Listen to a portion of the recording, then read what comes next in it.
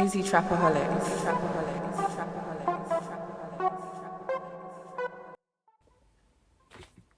Yes, Elijah Fenn here.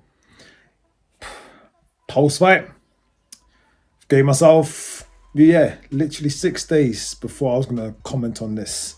Now, where do we begin when it comes to Tyson Fury and Francis Ngannou? Now, before I start, I gotta say, like a lot of people, I have to put my hands up and apologize to Francis Ngannou because I was literally the lead up to the fight when the fight was made and all this kind of stuff there. I was giving Ngannou no chance at mate. He had no chance. Generally speaking, it's funny actually. Shout out to Tanya, yeah, close friend of mine. She actually said, "No, I believe Francis can do it." And this was literally what 10 minutes before the fight happened, and I said, "Listen, there is no chance." I like it. I said, if Francis was able to pull this off, like outbox Fury, make it competitive, like mate, that would be the biggest shock in boxing history. Wish it was. Let's keep it 100.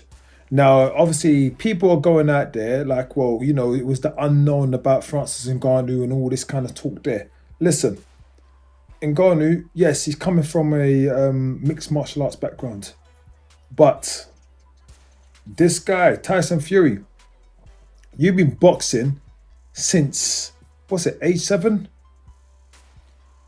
What Francis came from, yeah.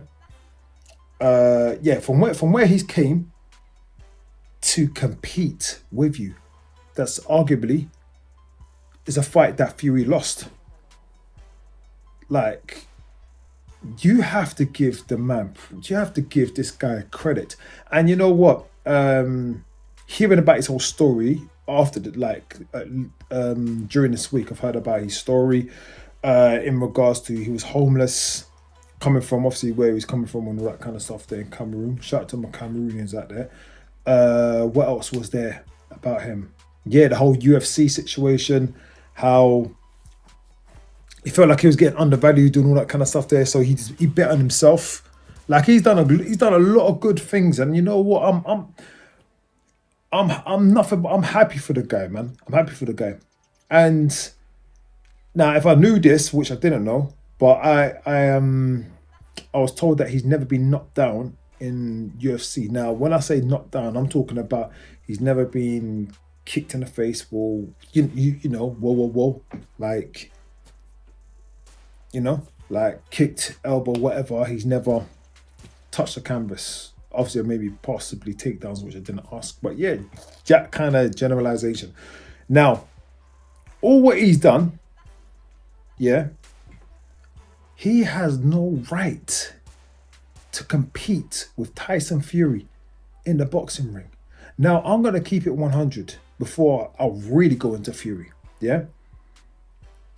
Fury did overlook him. Fury definitely did not prepare himself in the best way possible to take on Francis.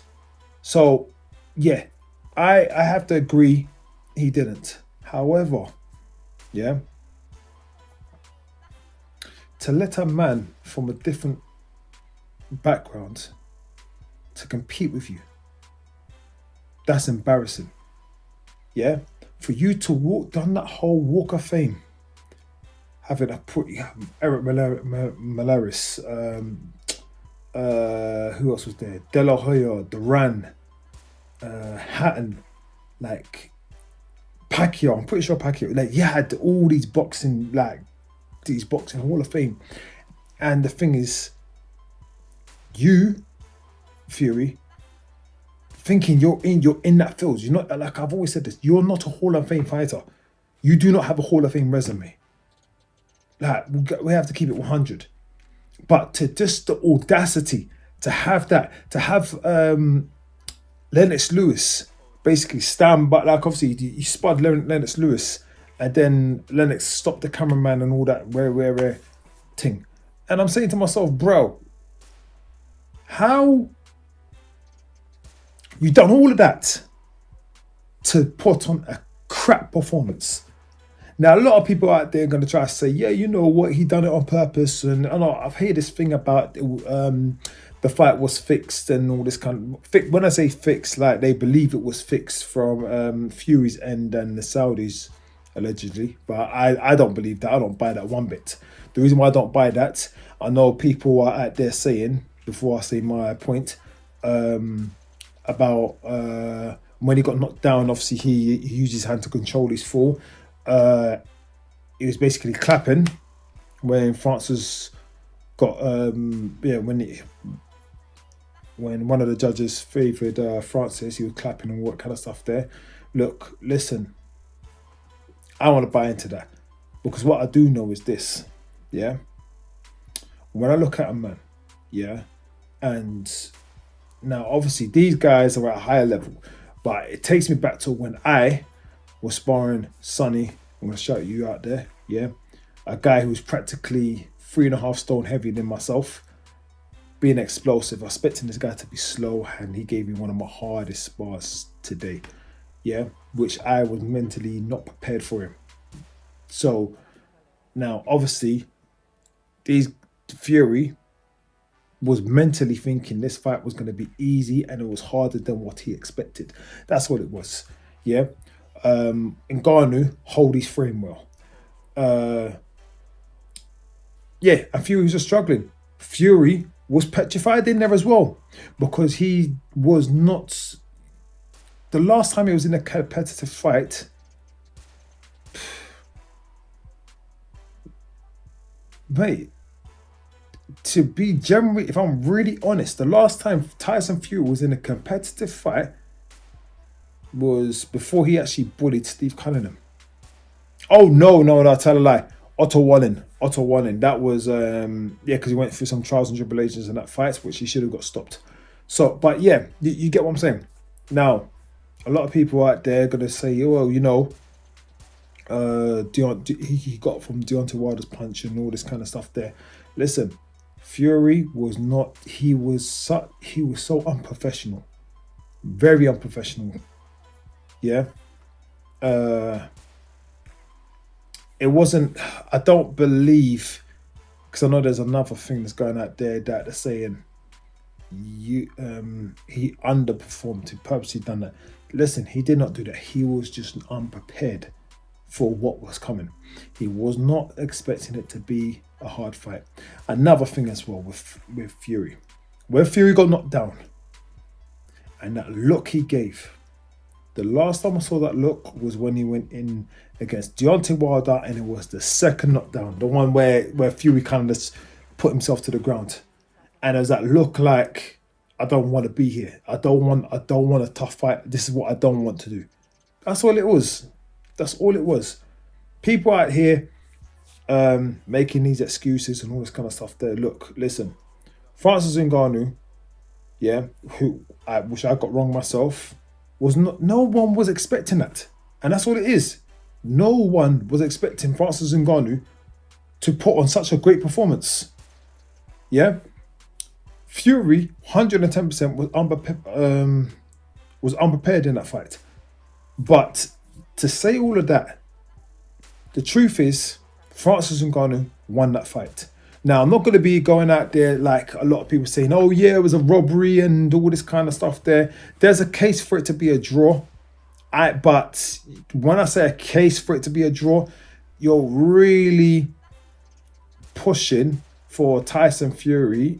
Like, yeah, you really want Tyson Fury to win. And I could see a couple of those swing rounds, which I believe was round 2. I think I've done round 2. Round 2, and there was a in the middle round, and round 10. Yeah, there was a couple of swing rounds, and I'm like, even with those swing rounds, Fury only could have got a draw in that. Yeah. Now, what happens now? All right, Tyson Fury, you've literally just fumbled the bag. What I know where Ngannou now, I'm saying that now, fumbled the bag. But you've literally messed up the bag. And this is what happens when you're looking for the easy routes. Yeah? The easy routes. The path of less resistance as possible. Yeah? This is it. Yeah? You've tarnished your legacy. You have tarnished your legacy. To be honest with you, I don't think you have much of a legacy anyway, to be quite frank. I've always said that Joshua has fought better top tens, no, has fought better oppositions than yourself. Not opinion, fact. Because like I said, when you look at Tyson Fury's resume, it is thin. Really thin. Yeah? Klitschko, cool. Klitschko, all right, we'll give you that. Got no problem. Deontay Wilder. But when I go back and say, who's Deontay Wilder fought? He's fought nobody. Yeah, you've messed up. You have really just messed up your own legacy. But you know what? Shout out to Outlaw, by the way. But I said it. This year is the year that the fake will be exposed. A lot of people have been exposed. Jamel Charlo, one of them. Tommy Fury, we know he's not a fighting man. We know he's never going to become a world champion. We know that. Yeah, done a video like a year ago about that. We know he ain't becoming a world champion. Who else? I'm trying to think who else.